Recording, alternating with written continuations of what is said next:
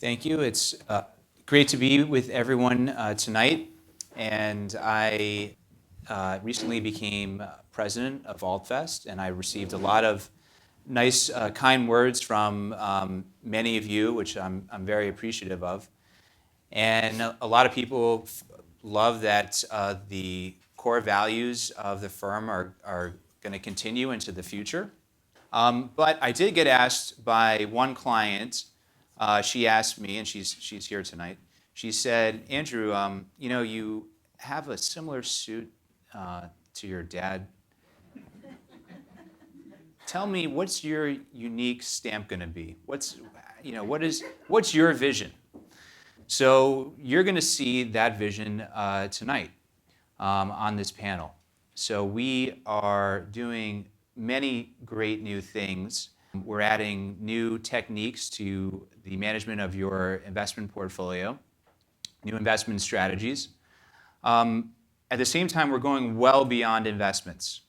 We're helping you reduce your taxes, plan your estate, look at your insurance policies and find gaps and opportunities. And this is all value added. There's no additional fee for this. Most financial advisors do not help with this, so it's a differentiator for us. And we really feel good about helping you with all of your financial needs. And so I'm also passionate about technology, as was mentioned. And technology, this is a very human business, a very personal business, but at the same time, technology, we have a very large investment in technology to allow us to perform this work very efficiently. So I can guarantee that everyone here can benefit from having waste reduced in their lives, whether it's taxes or insurance premiums. We love to continue to talk to all of you about that. And we're going to be covering some of that during the panel. So without further ado, I would like to introduce our panel tonight. We have with us Mayukh Poddar, who is a portfolio strategist and a member of our 5-person portfolio action group. We have Ekta Patel, who is a director of the firm and a member of our leadership team and also director of financial planning, and she's been at the firm for over 15 years. And Mike Prendergast, who is a director of the firm. He's also a member of our leadership team and been with the firm for over 15 years. So I'm going to turn it over to Mayukh to talk about what we're doing in your portfolios today and how we're managing risk, something that's very timely in today's markets. Thank you, Andrew. I'm going to talk about how we think about managing risks in your investment portfolios, how we go about it. And it seems like a very opportune time to talk about it given what we're seeing in the markets. So there was end of last year when US equity markets are down close to 20%, and then we saw a similar commensurate bounce in the first quarter, and then we're seeing heightened volatility again in the second quarter of this year. I'm going to talk a bit about what is driving that volatility, and many of you may have noticed that there are quite a bit of investment changes that are happening in your accounts, and I'd like to talk about that as well as to what those changes are, why we're making those changes, and how it relates to our view of the market conditions that are present today. And hopefully it all ties together and gives you kind of a sense of what our current thinking is and more broadly how we think about managing risks in the portfolio as well as taking advantage of opportunities that arise in markets due to risks. So first of all, let me talk about what's driving volatility in the markets right now. So to put it very simply, normally what happens in the markets when we see volatility is driven by uncertainty about economic outcomes, about economic growth, whether we're going to go into a recession, whether the economy is going to grow. Those are the kind of things that typically drive volatility in markets. What we're observing right now is something that's actually quite different. It's policy uncertainty. think about a business which is thinking about investing, right?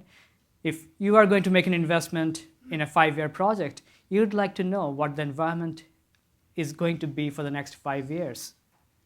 And if you're uncertain about it, it's not an environment where you'd be comfortable investing. And that's kind of the condition or market scenario, the scenario that the market is facing right now.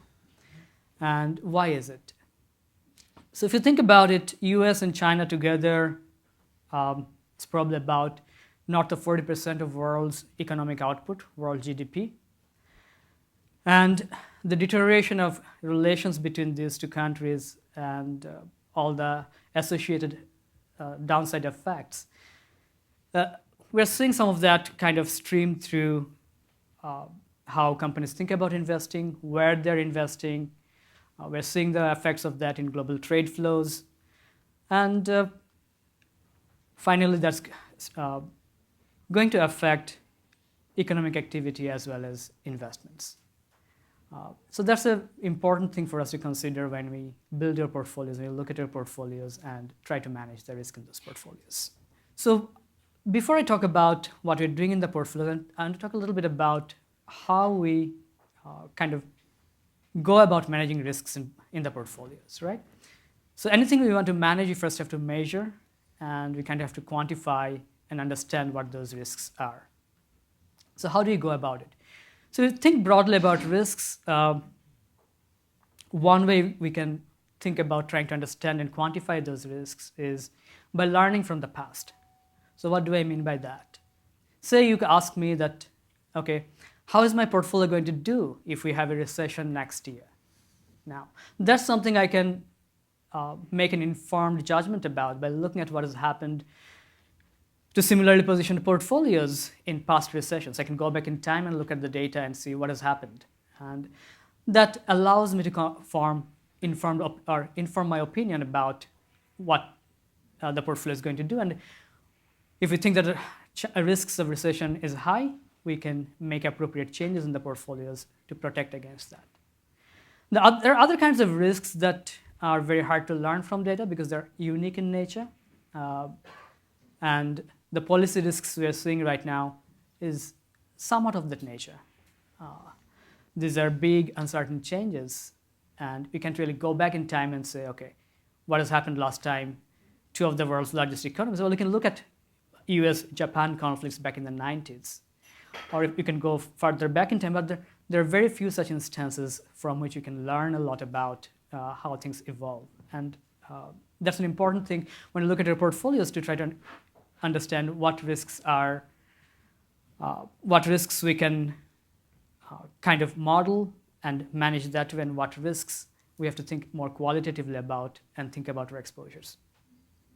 So when you talk about risks, what you're really trying to do is trying to make sure that risks in the portfolio are not concentrated. Suppose I'm not buying too much of Taiwan, Apple, and Taiwanese stocks, Apple stocks, and maybe semiconductor stocks. So they're located in different places, but all of them are very exposed to Chinese economic growth, which I need to be aware of. So those are the kind of things that we try to bring together and look at our portfolios, try to make sure that the risks are not concentrated. At the same time, what we're also trying to do is trying to find out which risks, in our view, are going to have higher returns and which ones are going to have lower returns going forward. We obviously want to take on more of those risks that have promise of higher returns as opposed to those that have lower expected returns going forward.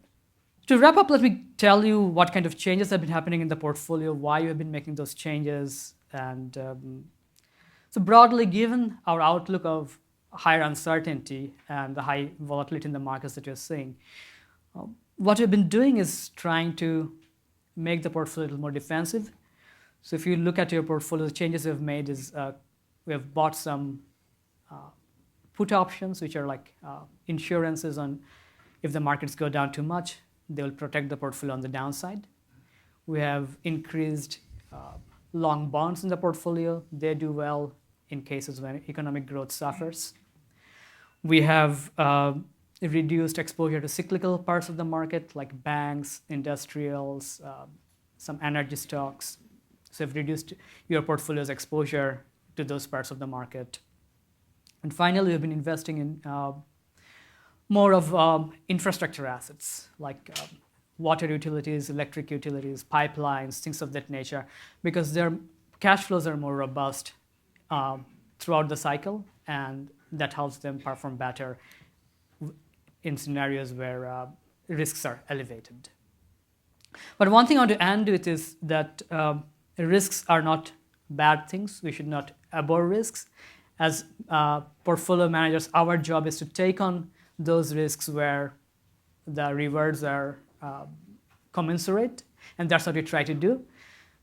So when there are risk events like we had end of last year, we're always looking for opportunities. What has become attractive? What can add long-term value to your portfolio? And we add to those. For example, in early January, we bought technology stocks because that sold off a lot, and to us, they represented an attractive value. So those are the kind of things we're always looking out for. So hopefully it gives you some perspective of how we think about managing our portfolios in a prudent way, and at the same time trying to invest for the future and making sure your portfolios can grow over time. Thank you.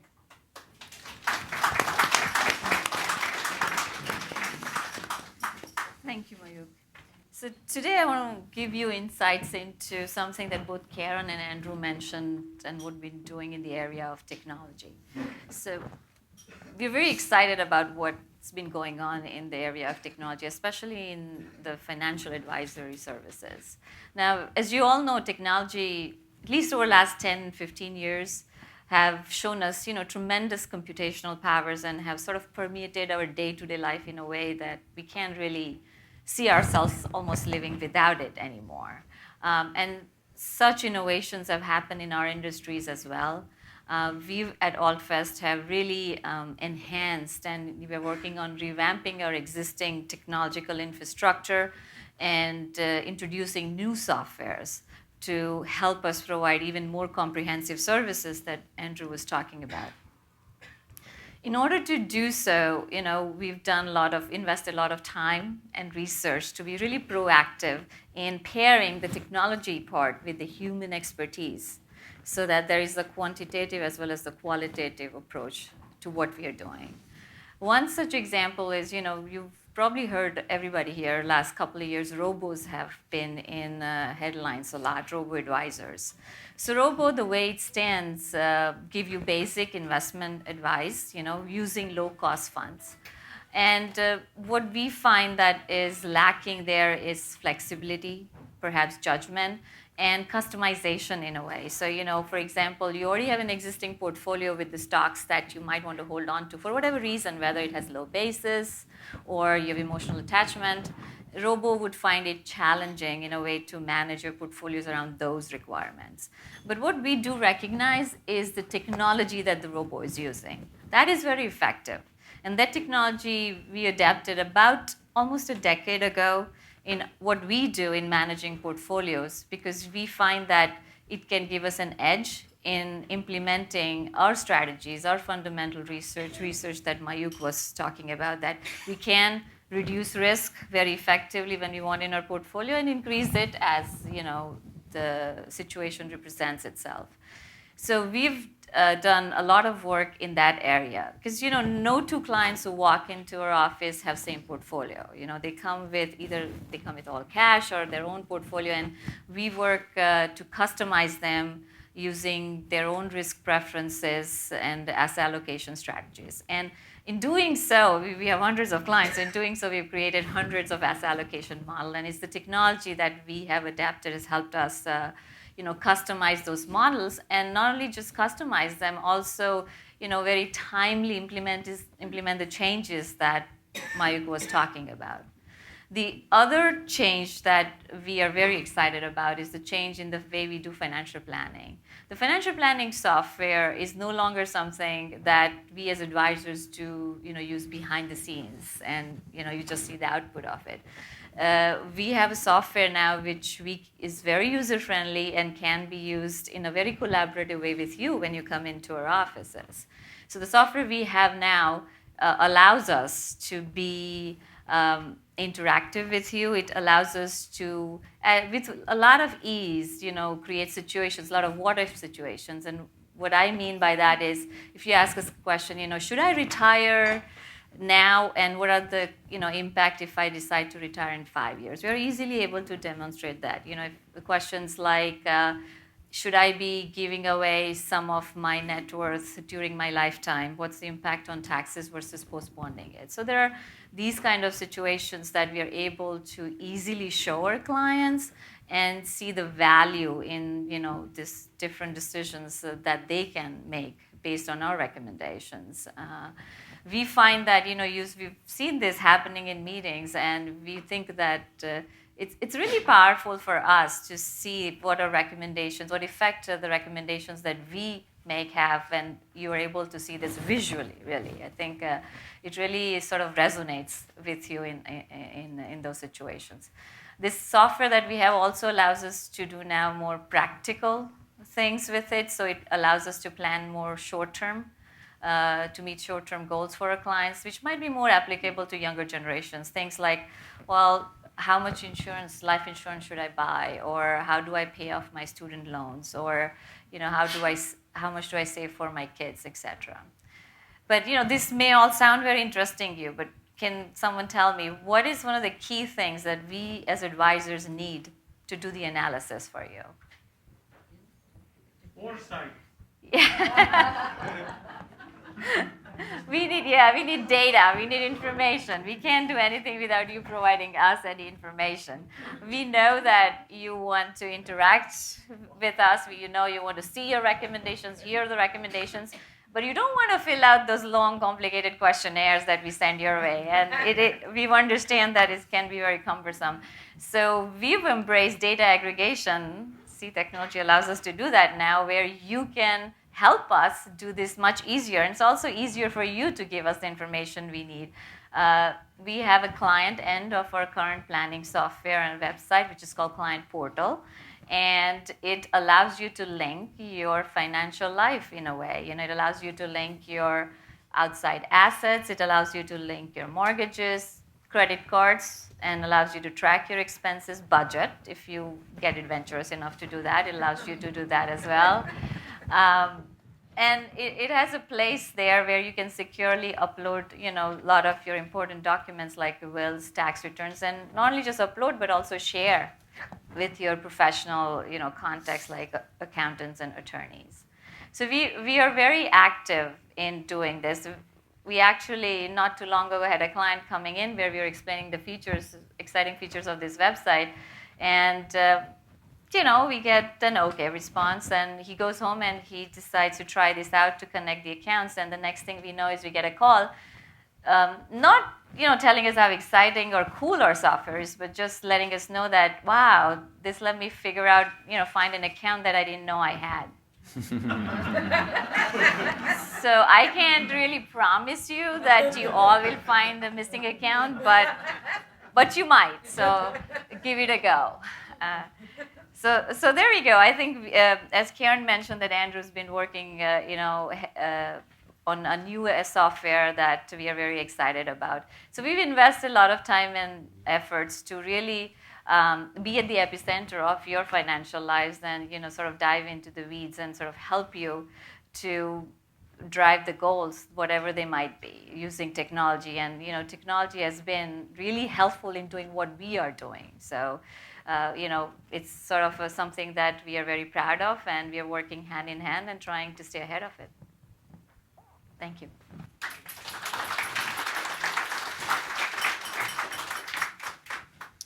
Great. Hello, everyone. It's great to see you all tonight, and thank you very, very much for coming. I'm actually going to start out talking a little bit about something that Ekta was saying, starting out with a question, which is, why are we always, and many clients ask me this question, why are we always asking you to share certain documents and pieces of information with us? Every year we ask for a copy of your tax return. We ask you to fill out those wonderful and beloved retirement planning questionnaires. We ask for copies of your various insurance policies, and the list goes on. And why are we doing this? And it is, as Ekta says, it's not because We think that you don't have enough to do in your spare time, and we'd like to help you keep occupied. That's not the reason. Maybe it's because we're hoarders and we just like to have a lot of paper, around the offices. That's not the reason either. The bottom line is it's because we actually care about you and your families. And because of this, we want to do everything possible to optimize all areas of your personal financial lives so that you have the highest possibility of achieving your important life and financial goals. We want to make your personal financial situation as bulletproof as possible to provide you with maximum peace of mind. And so when I say we want to optimize your personal finances, what exactly do I mean? I mean that we're looking for ways to, for example, improve your investment returns, or defer or reduce taxes for you, or reduce unnecessary costs that you might be paying in insurance and lending products. Looking for ways to reduce risks to your financial well-being by identifying them and providing possible ways to either reduce or eliminate them. We're also looking for ways to ensure your estate is transferred to your heirs in the manner that best honors your wishes and in the most tax-efficient way possible. I know Andrew's going to talk a little bit about that in a few minutes. Let's look a little bit more, though, at one of these areas. We ask you for your copies of your home, auto, and umbrella liability insurance policies. And what do we do once we get these policies from you? Well, actually, we look to see if you have the right types of coverage in the right amounts. We look for areas where you might be overinsured so that we can point out possible ways to reduce specific coverage areas to save you money. We identify areas where you are underinsured or uninsured so that you can get the right coverage to protect your hard-earned assets against potential bad events. And now would be a good time to remind everyone, because it's always a good time to remind everyone this, that since we're fee-only advisors who are legally required as fiduciaries all the time to put your interests above all else in everything that we do, we determine our insurance recommendations as well as all of our other recommendations in a completely objective manner and do not receive any additional compensation from any third party, no matter what our analysis reveals. We're dedicated to you and only you. By the way, one of the reasons why we look at these insurance policies or wish to look at these insurance policies is because we know many of our clients haven't looked at them in a really long time. Maybe the policy that you own right now was appropriate for you when you bought it, but when did you really buy it? During the Reagan administration? During the Clinton years, perhaps? Your life has changed a lot since then, and if you're like most people, you have a lot more stuff now, and therefore a lot more stuff to lose. You don't wear clothing from the 80s and 90s anymore, so then why do you have insurance policies that are like fossils from a prehistoric era? Since things in your life have changed, there could be opportunities to optimize your insurance policies and make them work better for you. Let's get a little bit more specific. So here are just a few of the many things that we look at when we review your insurance policies. Regarding homeowners insurance, let's talk about everyone's favorite homeowners insurance coverage area, detached structures coverage. Wait a minute, I'm getting a sense here that this is not everyone's favorite coverage area. Maybe it's just mine. Maybe I'm projecting onto the audience. Anyway, detached structures coverage is really coverage for damage to structures that are detached or separated from your home, such as garages, sheds, patios, fences, and so on.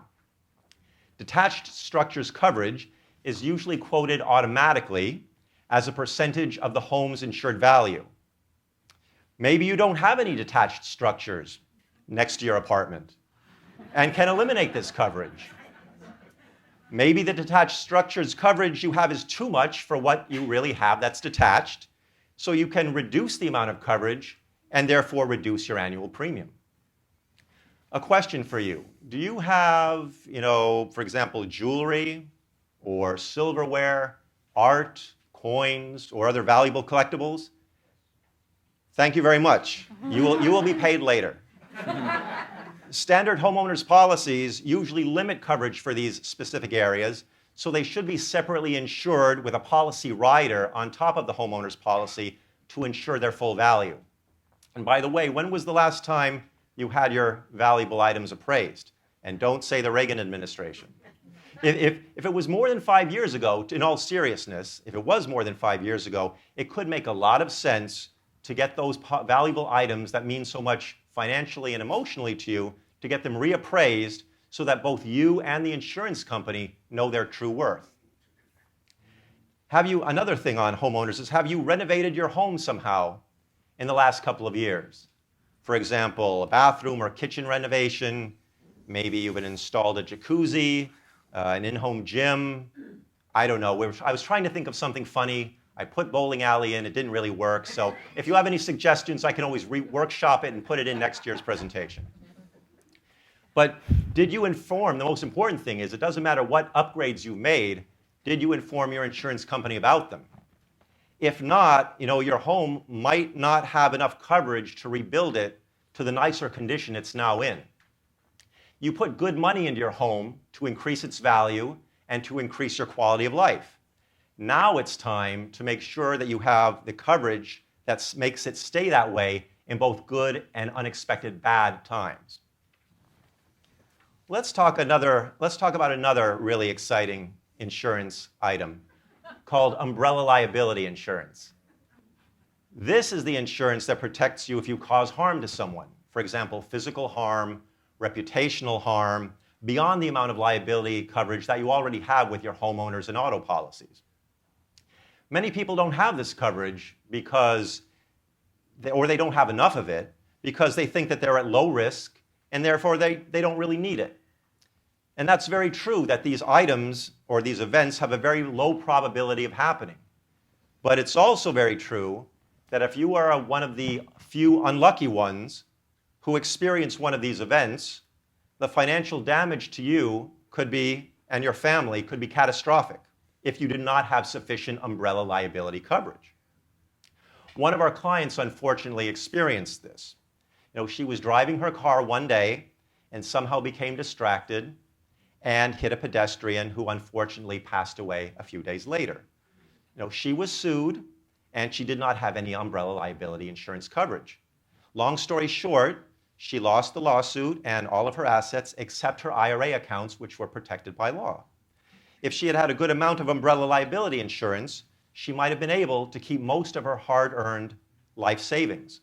These are the types of things, though uncommon, we want to make sure you're well protected against, so that is another reason why we ask you to let us look at the policies and let us review them for you and give you our recommendations. Lastly, auto insurance. One of the items that we look at regarding automobile insurance is underinsured or uninsured motorist coverage. Now, this is the coverage that protects against bodily injury and in many states property damage sustained by you, the insured party, which is caused by an uninsured or underinsured driver. This coverage also protects you against hit and run expenses that may happen to you. You want to make sure that you have the maximum amount of this type of coverage so that you will be fully protected in case a bad driver with bad insurance comes out of nowhere one day and causes trouble for you and your family. So there you have it, a brief overview of why we routinely ask you for various pieces of information generically or in general, and why we ask you for your home, auto, and umbrella liability insurance policies to look at specifically.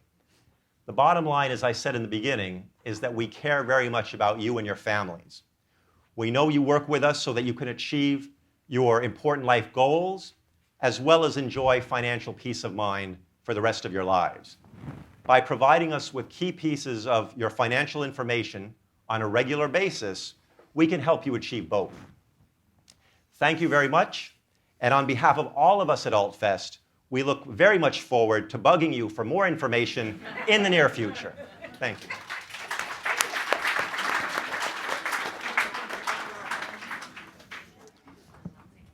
Okay, I wanted to talk to you now about estate planning and all the work that we're doing in estate planning for you. So why estate planning? Well, first, many of you in the audience have at one time served as an executor or a trustee and know, or a loved one, and know how hard that process is. And you're concerned about your loved ones, and you don't want to put them and have them experience that same difficult process and look at things that could have been better planned for and regrets that they have because the proper planning wasn't done. So we want to identify those issues for you and work with you to bring those to your attention and make changes in your estate plans. We want to help drive you to achieve your goals. It's not satisfying to us to make projections and say, well, you're on track, but meanwhile you have these pitfalls. Maybe you had your estate planning done in a different tax environment. There have been major tax changes over the last number of years, really.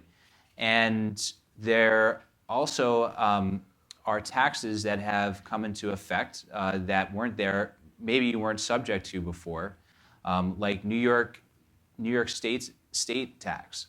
New York State's state estate tax is pretty ugly, and a lot of people have had their assets grow significantly over the last number of years, and they never had to think about this before, and they may not even be aware that they are subject to this tax. After your assets grow beyond $5.74 million, if they don't have to grow much before you are subject to a death tax in the hundreds of thousands of dollars.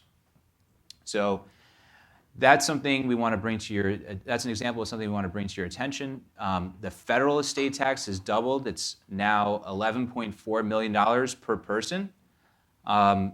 That's a lot, so there's fewer people affected, but yet it sunsets. It's scheduled to sunset in 2026 and go back down in half.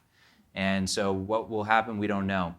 But it's something that needs to be monitored. We're getting a lot of feedback from our clients that you want help with your estate planning, and we're happy to provide that help.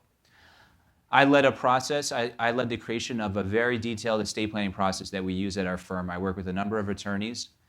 We have subsequently hired an estate planning attorney who works at our firm. And so we're very happy to be helping you with your estate planning. Let me tell you about some of the experiences we've had since reviewing our clients' estate plans. First, there's not one person who hasn't had something that could be improved. And sometimes, not that infrequently, it's been significant. Why is this happening? I think because estate plan documents, it's another language. It's a legal language. Maybe you never understood what's in the documents to begin with. You were led, a lot of attorneys lead you in the planning, and it's very hard for people to really understand when it's time to make an adjustment. When you go to an attorney, there is one certainty: you're going to be paying money, and that keeps a lot of people away from seeing their attorneys and reviewing their documents with their attorneys and recognizing something needs to be corrected. Sometimes we see clients who are working with attorneys who are not estate planning specialists, and therefore the proper planning, maybe that wasn't done in the beginning. So let me give you some examples of things that we've found. First, retirement accounts. Retirement accounts, when you create a will or a revocable trust, it does not affect your retirement account. It doesn't affect your life insurance policy either. Instead, your beneficiary designations are what govern these accounts. Now, you might have had some planning that was very intentional and deliberate in your will or your revocable trust. Maybe trusts were created in these documents. However, with the retirement accounts, the same planning is often not followed. And so it could make great sense for a trust to be a beneficiary of a retirement account, a nonprofit to be a beneficiary of a retirement account, perhaps one heir over another. But there's really a lack of connection, and a lot of wealth has been built in these retirement accounts. So we're perhaps the attorney is focused on the family dynamics, and we're focused on the income tax dynamics, and can spot these opportunities. We also find for clients with young families, or perhaps you're a client with a young family, or you have a child who has a young family, we find that often a minor is named as the beneficiary. This is a potential a big issue, because when the minor becomes of age in New York, New Jersey, 18, then they come in, they get control over those accounts. Same thing for life insurance. But yet I haven't worked with one parent yet who wants their child to have ownership of that asset at age 18. Usually there are trusts that are created in the wills or revocable trusts that say that the child is not going to get the money until they are much older, and they consider them much more able to be in control of significant wealth. So it could make a lot of sense for a trust to be named as the beneficiary of a retirement account or life insurance policy. We also have found that for our clients who have second marriages and have a child from a previous marriage, that the assets can be left to the new spouse. And in effect, what that does is that disinherits the child from the previous marriage. And that's not what our clients want, that we've seen in this situation. They have done other planning so that for the benefit of the child or children from the first marriage, but yet they are leaving everything to the new spouse, and this in effect disinherits the child from the first marriage. So that's a clear disaster. We had that not that long ago. So what we suggest you do is, we would love to make this an agenda item at your next meeting with us. We'd love to take a look at these documents that you have, to discuss your goals and wishes, and hopefully we can help make your estate plans better. And again, this is a value-added service. There's no charge for it, but it's another way that we feel we can help you. We have a newsletter article. Our next newsletter is in the back, and there's a great article that I wrote with the estate planning attorney who works at our firm now, and it has some of these concepts in there, some more ideas. So please, on your way out, take that newsletter, and if there's anything that interests you, call us. We'd be happy to discuss it in more detail with you. So that ends the prepared remarks that we have. Now we'd like to open it up to your questions. First question is about insurance. Do you consult with experts outside the firm about homeowners insurance, or do you have experts in the firm? That's a very good question. And so we have a very strong knowledge of insurance within the firm, but we also work closely with insurance specialists outside the firm. And we're constantly doing continuing education for our advisors, both internal education as well as bringing in outside experts to get more knowledge for our advisors and keeping up with the latest trends in insurance.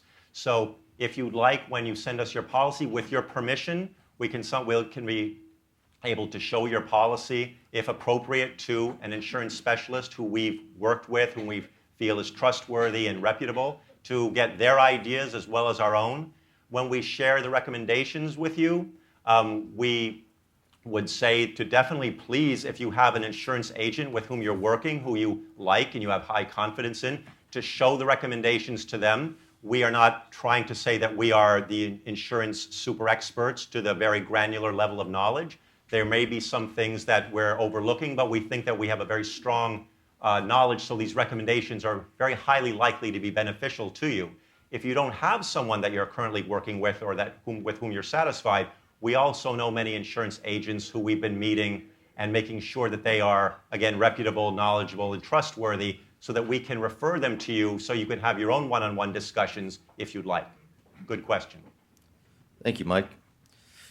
Mayukh, given the unpredictability with tariffs in China, can you make sensible medium-term changes in our portfolios? Thank you. That's an interesting question. So I think there are two things, right?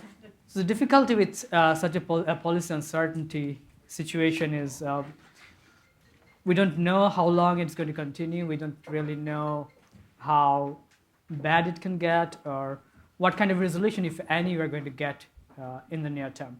So I think that's why we have been moving our portfolio more towards a defensive allocation where we have more of those assets that are going to protect us on the downside or preserve value better on the downside. So to give an example, we bought end of April and beginning of May, we bought some put options on the S&P and some long bonds. And as a result, what we have seen in May is that while the US equity markets are down about 6.5%, overall our portfolios are down in the 2.5% range. So those are, we believe, beneficial changes in the portfolio, and we are continuously evaluating what's happening and trying to incorporate that. At the same time, we don't want to be overreactive to the headline that's coming out. We want to make sure that the portfolio is positioned for long-term growth. Thanks, Mayukh.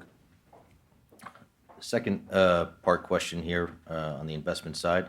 Is there a silver bullet system in the wealth management industry to give peace of mind?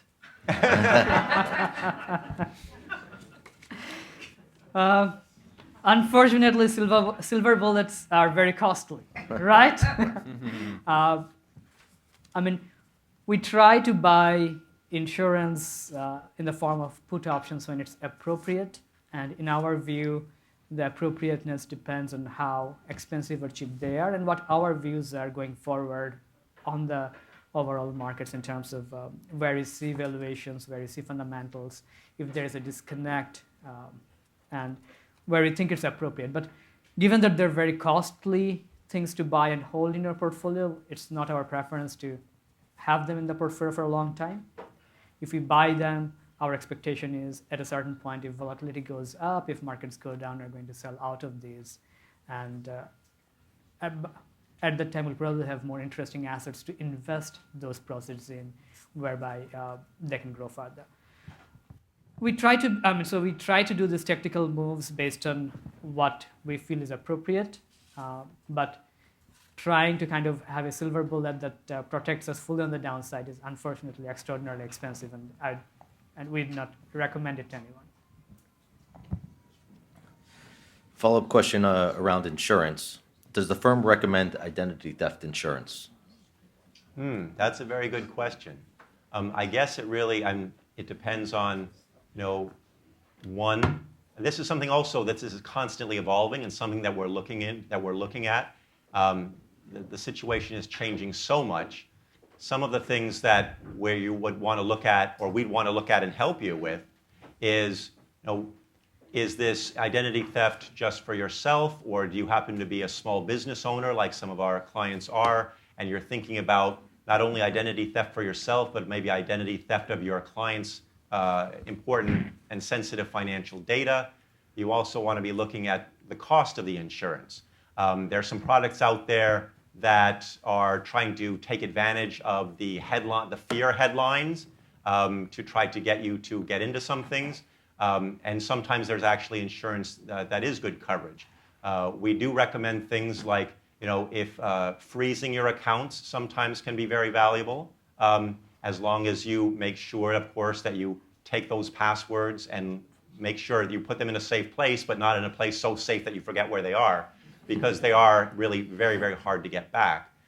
We also recommend just taking very common steps, like, for instance, potentially investing in a very reasonably cost, like a password manager, where you don't have to keep all the passwords in bits and pieces of paper or maybe in a Word file.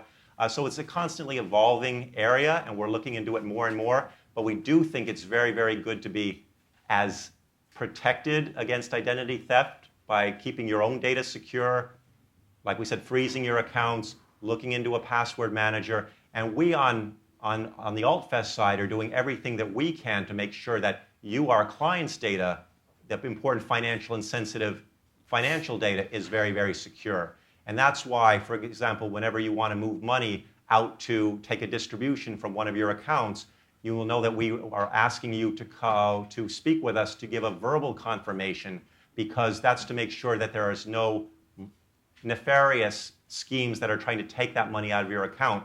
Unfortunately, the technology thieves are getting increasingly sophisticated, and so we have to stay one step ahead of them. So whenever we're asking you for certain security protocols, remember that I know it is a little bit of an inconvenience, but it's definitely worth it to protect your hard-earned life savings for you and your family. I just want to add to what Mike said, which is excellent. There's some new policies on the personal side that have come out for identity theft, and it's very new. We actually took a very close look at them and kicked the tires on them. Some are ones offered, I believe, by AIG, one by Chubb, and then there's one standalone one. The issue with some of these policies are that the protection is not that large, so the amount of coverage isn't that great, and the cost is fairly high. But there is a vulnerability when if there's a phishing scam, and let's say someone's posing to be a contractor, and let's say they say, send me a payment, and you actually, someone hacked your account and found out that you're renovating your house, and you're transferring, they invite you to transfer money over to them. That money could very well be gone. So first of all, not all the policies the policies on the market are a little different. That is a legitimate vulnerability. If you feel that you want to cover that risk, and that's important to you, then we can help educate you about the policies that are on the market, and then work with your insurance agent. But right now there's only so much coverage, and there is a meaningful cost. So I do wonder, when presented, whether a lot of people with the facts, whether a lot of people will decide to get the policy, or just to what in effect is self-insuring. Thanks, Andrew. Last question will be around the estate subject. Does the New York State $5.7 million exemption apply to amounts that pass to the spouse? No, it doesn't. So you're not subject to the tax if it goes to your spouse. The issue with the state estate tax, though, is that unlike the federal tax, it's not portable. So it often makes sense to have the option, at least the option, to fund a trust at the death of the first spouse. And that's because, let's say you have an estate worth $6 million. So there are two spouses. The first spouse dies, and the money goes to the surviving spouse, and that surviving spouse, there's no tax owed at that time. However, then the surviving spouse has an estate tax issue. It has to think about how to plan around that tax. And there's often a reluctance to give away money. So instead, what is very sound planning is to make sure that your documents, your will, your revocable trust, has the option to fund a trust at the death of the first spouse, and therefore that spouse's exemption, let's say up to $5.74 million, could be funded, and then the surviving spouse does not have that state estate tax liability left to deal with. So that's very sound planning, and if you want more detail about that, we'd be happy to speak to you individually and to make sure that you currently have that planning and understand that planning. Thank you very much. Thank you.